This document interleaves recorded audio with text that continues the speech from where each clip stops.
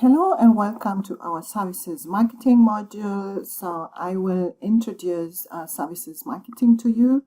So why should companies look at services marketing? It's because, of course, they would like to outperform in services.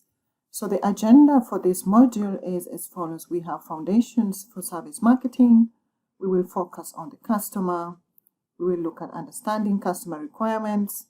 It's about aligning service design and standards, delivering and performing service, managing service promises, and last but not least, it will look at service and the bottom line. So before we continue, I will shortly introduce myself. My name is Marcelina Tenya. I have a master's degree in arts. So first of all, I did acquire my bachelor degree in business administration in 2011, and after that I concluded my master's degree in arts in 2013. I am a lecturer at the University of Applied Sciences in Germany, and I've been teaching service marketing since 2015. So let's start with foundations for service marketing. So we have an introduction to services. So this chapter will help us find out what services are, and then we will look at the broad definition of services. So what are services? We will define services as deeds, something that people do. We'll define it as processes and performances that people can do. Then we have a broad definition of services, which includes all economic activities whose output is not a physical product or construction. It's generally consumed at the time it is produced. So services are intangible, and their production and consumption is done simultaneously. So let's look at the tangibility spectrum, which will help us look at how services are. So first of all, we have service industry and companies, whereby they just provide pure services. It means their core product is a service. Let's say, for example, the hotels, the taxi drivers, or the airlines. So the core product is for them to provide transportation services, for example, for the airline industry. Then we have services as products. Service products sold by service and non-service companies. So if you go to a hotel and you want to buy extra products that are seen as services, like for example, you want to go to the spa area, you want to get some massage and so on. So these will be seen as products being provided by these particular companies. Then we have customer service, service provided in support of a company's core products. So when the company sells a car for you, for example, you will have customer service. They might check your car after that if you have problems. And of course, with this customer service, normally you are not supposed to pay for it. It is an assistance for you to be able to use that particular product. Then we have derived service, which is value derived from physical goods. So for example, if we take an example of a vacuum cleaner, so the vacuum cleaner is providing cleaning services for you because it's helping you clean your house or your rooms and so on. Then we have service as experience. It means creating memorable events. So we will look at companies like Disneyland, Movie World, that want to create that memorable event when you visit with your family. The movie park or Disney World, you want to experience certain services that will make it memorable for your family about the experience they had at that particular occasion. So let's look at the tangibility spectrum. This is a spectrum that shows you where services fall into this spectrum. So on the left hand side we have a tangible dominant, which means these are most cases products that you can touch. So we have salt at the left, far most left end, and we have the intangible dominant on the right hand side, which includes teaching, where teaching is not tangible in that sense. Then we have fast food outlets, which are in the middle of the spectrum, and this is because the fast food outlets have products, let's say the burgers and the French fries, which are tangible goods. And then we have the services they provide when they sell this food for you, or when you go there to eat, they will bring food to your table, and how they interact with you in that sense of you getting that particular dinner or food.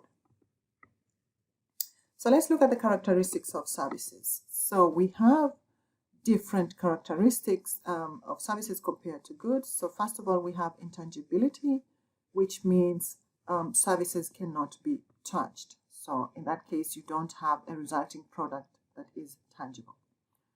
Then we have heterogeneity, which means that services can be different in the way they are provided, because it cannot be the same. So the person providing that particular service might provide it in a different way to one customer, and it will not be the same to the other customer, because different customers have different needs, and of course there are different aspects that might make this service different from two different customers, because it depends also on the way the employee feels when he is providing that particular service, and you also need the input from the customer side so that you can be able to provide that particular service. Then we have inseparability. Inseparability means the consumption and production of services cannot be separated, because they are provided at the same time. So when you go to the barber shop, for example, you want to have a haircut.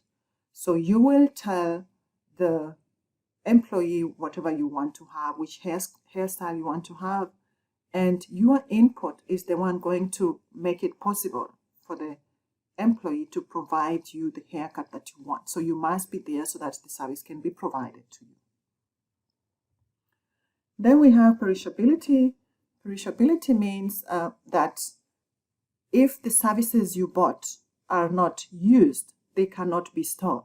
So when you book a flight and you don't board that particular flight from Frankfurt to New York, for example, the seat will not be kept for you for next time. It means that seat is gone. So you have to book a new seat again for the next flight. So it means the services cannot be inventoried, they cannot be stored, they cannot be kept. So what are the implications of the different characteristics we have? So first of all, let's look at perishability. So services cannot be inventoried, as I say, they cannot be kept if they are not used as products in that case. Services cannot be easily patented because we have different aspects that come in between when services are provided. So what is it that you want to put a patent on? So it's not like a product that you have different attributes that you say the form is different, or the color is different, or the functionality is different. So it's not really easy for services. Then services cannot be readily displayed or communicated. So this means in services, we don't have an end product. So it is not tangible, so we cannot display our transportation services in the window and say this is the services that we provide, as you have an end product like an iPhone with different attributes and different colors so that the customer can see it and touch it and feel it and so on. And then pricing is difficult, which means we have different components that have to be put in mind when services are being provided, because the services are heterogeneous and they depend on the different inputs that come from the customer side. So you might say, I want a haircut for 20 euros, but maybe the haircut that particular customer wants needs a lot of time to do that particular haircut. So it means you might price it at 20, but the time and labor needed to provide that particular service might differ according to what the customer really wants. Then we have heterogeneity. Service delivery and customer satisfaction depend on employee and customer actions. So as I said before, we have different inputs from different customers who have different needs. And of course, the employee has to adjust to that input that comes from the customer side so that he or she can provide the services needed. And with this, it makes it more difficult, of course, to standardize certain services because of the different needs that come from the customer's side. Then we have service quality depends on many uncontrollable factors. So it means when you look at the employee side, we might have an employee that comes to work in the morning in a bad mood. So you cannot control the mood of the employee. And the same is on the other side, you cannot control the way the customer feels. So it means if someone is in a bad mood, this might affect the quality of the service because one, maybe the customer might not give the correct information about the services he or she requires. And on the other hand, if the employee is not in a good mood, he or she might not provide a good quality service because there is something that is disturbing the way he feels. And this might affect the quality of the service being provided. Then there is no sure knowledge that the service delivered matches what was planned and promoted. Of course, in this case, this comes from the information that the employee will get from the customer's side. So you might have planned to, let's say, you want to provide transportation services with your taxi from A to B, but you have a customer that boards you a taxi and says, I have to go through point A1 so that I can reach point B because there's something I want to pick there and so on. So you have to, of course, adjust in some way so that that particular customer is satisfied with your services. And sometimes if the employee is not ready to adjust to that particular input or need the customer has, then the services that you promoted before will not be mirrored by the way the service is being provided at that particular time. Then we have inseparability. So customers participate in and affect the transaction. So because we said services are being produced and consumed at the same time. So it means we have the participation from the customer side, and this participation might affect the service provided in a positive or in a negative way. So if the customer is ready to provide the needed information so that the services can be provided, then it will be affecting that particular transaction in a positive way. And vice versa, if the customer is not ready to provide, let's say, information from the different bills he had and the different documents that you can give him the correct tax audit, then it means it will be difficult for that particular company to provide the services needed in a correct way. Then customers affect each other. So it means when services are being provided, customers might be in a setting where we have different customers at that particular time when the services are being provided. So let's say, for example, the restaurant. So in a restaurant, you're not just going to be alone there. So we have different customers that might affect the way you feel about the service being provided. So if you are a couple and you go to a restaurant and we have a family with small kids on your, as your neighbors in that particular restaurant, and the kids are running around, they are too loud and so on, this might affect your feeling towards the services being provided by that particular restaurant, because you might feel that those kids are disturbing. For example, they are too loud and you cannot have your peace of mind at that particular time when you are dining. Then we have employees affect the service outcome. So employees do affect the service outcome in a way that if they are able to process the information given by the customers and provide the services according to what the customer wants, then this will affect the service outcome in a positive way. And it is also about how the employees feel at that particular time when they are providing the services. If the employees are too emotional because of the experiences maybe they have in their private life, this will also affect the service outcome at that particular transaction. Then decentralization may be essential. So it means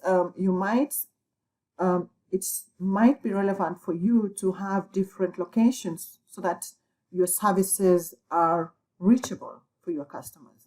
So let's say Lufthansa has its headquarters in Frankfurt, but it might need to have some sub-locations in Düsseldorf, Cologne, and so on, so that those customers that want to use Lufthansa must not travel all the way to Frankfurt so that they can be able to have their services. But if they are living closer to Düsseldorf or Cologne, they might choose to use Lufthansa because it's not really far away for them to get that particular service.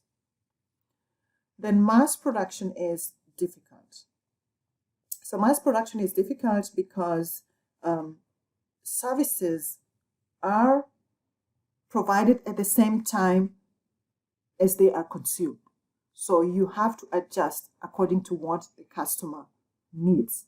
So there are certain steps you can standardize, for example, in the way the service is being provided, but you cannot do that on a large scale because we have different customers with different needs and we have to adjust to those needs that the customers want.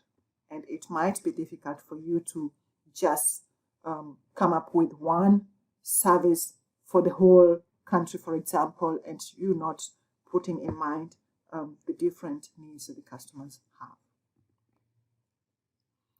Then we have perishability. So the implications of perishability are it is difficult to synchronize supply and demand with services because, as we said, if you don't use that particular service at the time you chose to use it, the service is not going to be there for you next time. So if you book a flight and you don't board that flight from X to Y, so your money will be gone because the plane will leave without you. So it means you have to buy another ticket so that you can use the services. So services cannot be saved, stored, returned, or resold. So it means when you go to the barber shop and you have a bad haircut, so you cannot return this haircut, so you have to keep it.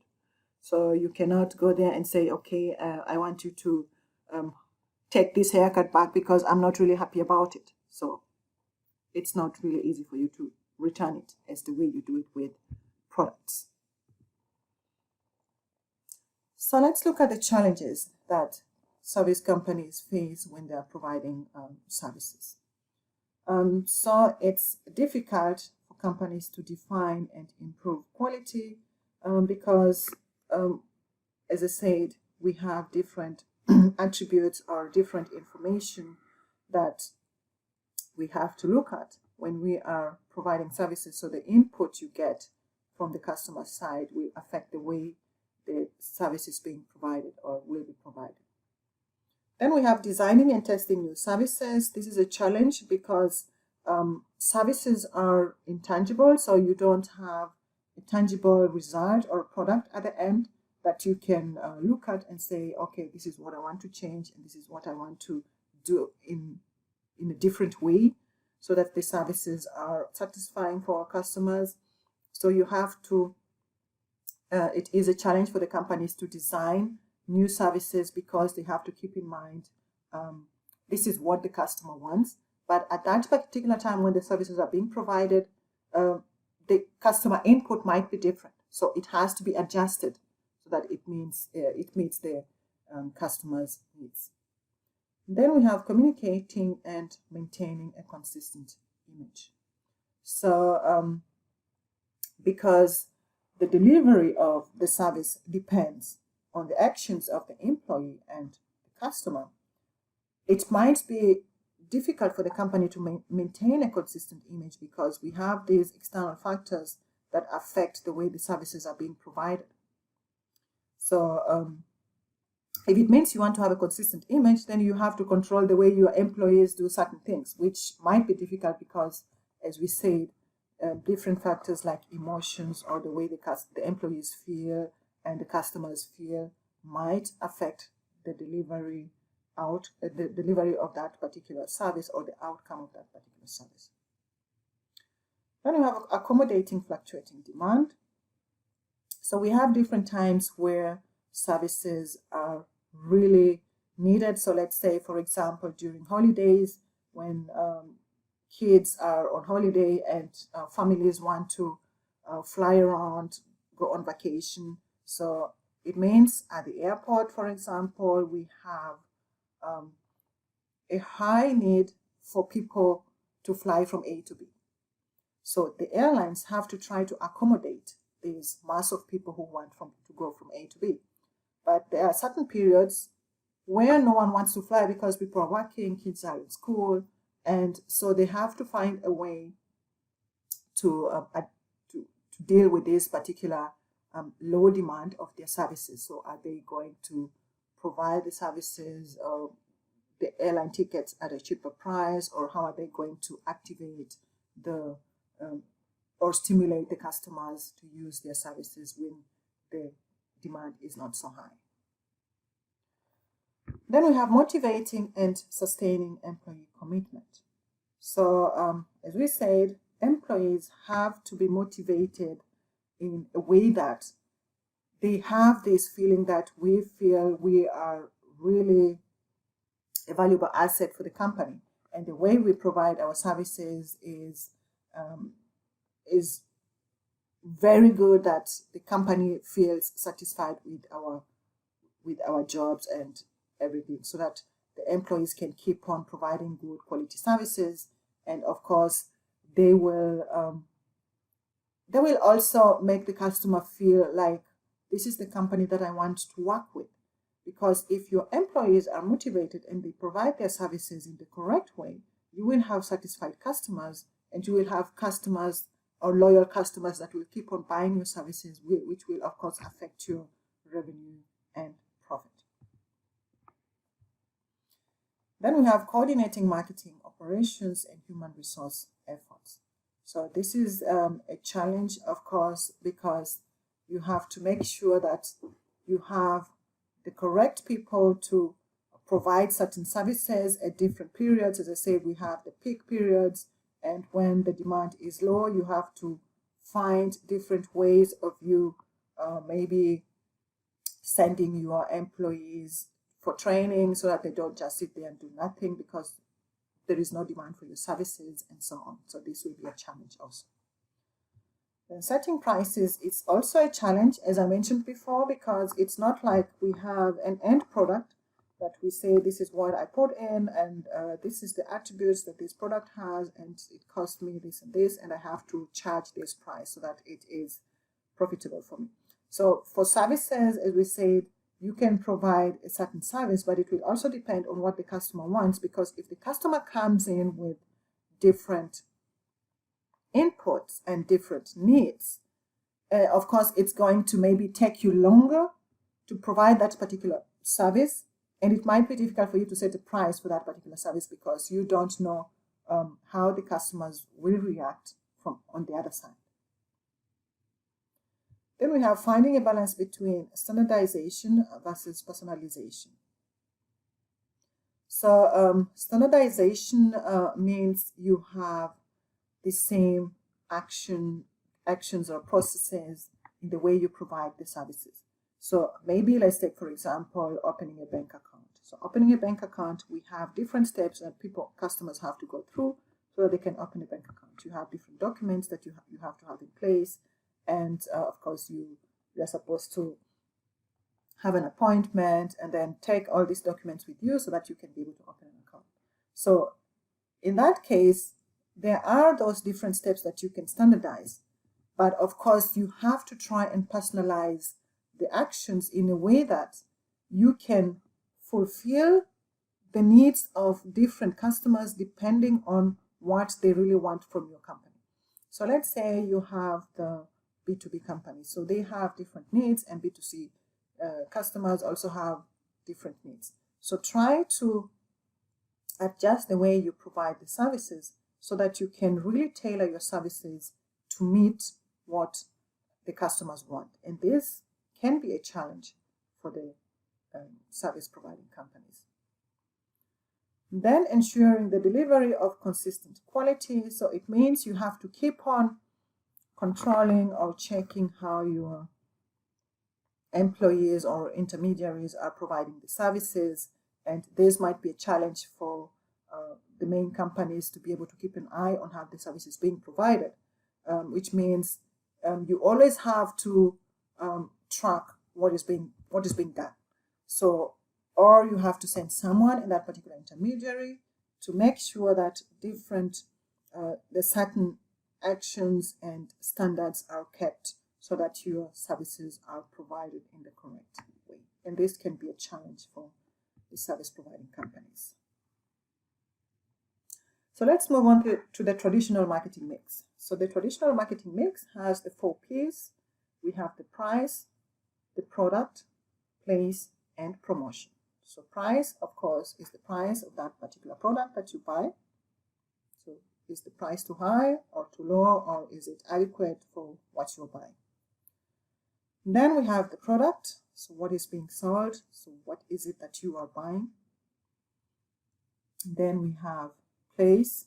So where is this particular product being sold? Is it going to be online, or is it going in to be sold in the physical store? Then we have promotion.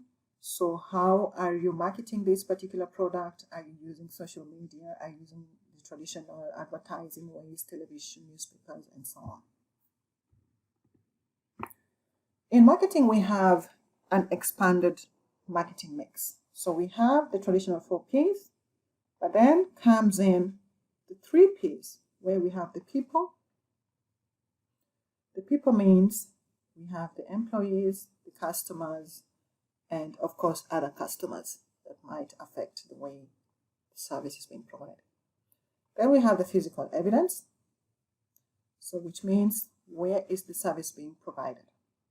So is it being provided online?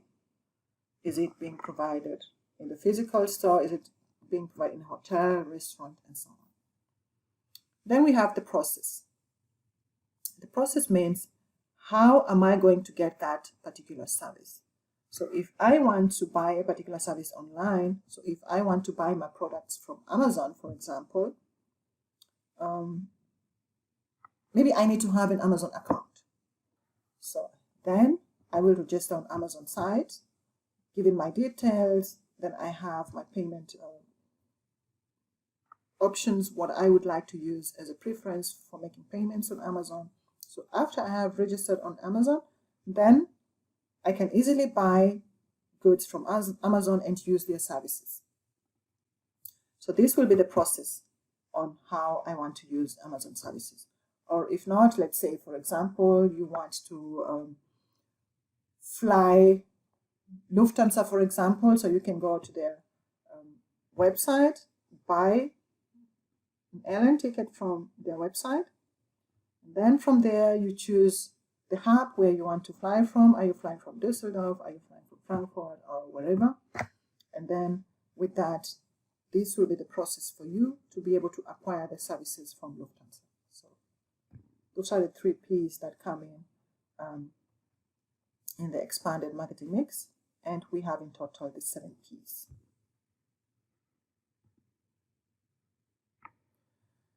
So let's look at the customer focus. This is a critical theme where companies have to really keep in mind that the customer is king in that case. So all strategies should be developed with an eye on the customer. So you have to look at what your customer wants or what your customer needs so that you can develop those particular strategies around your customer. So you provide the service from the eyes of your customer as if you are the customer. So how would you use that particular service?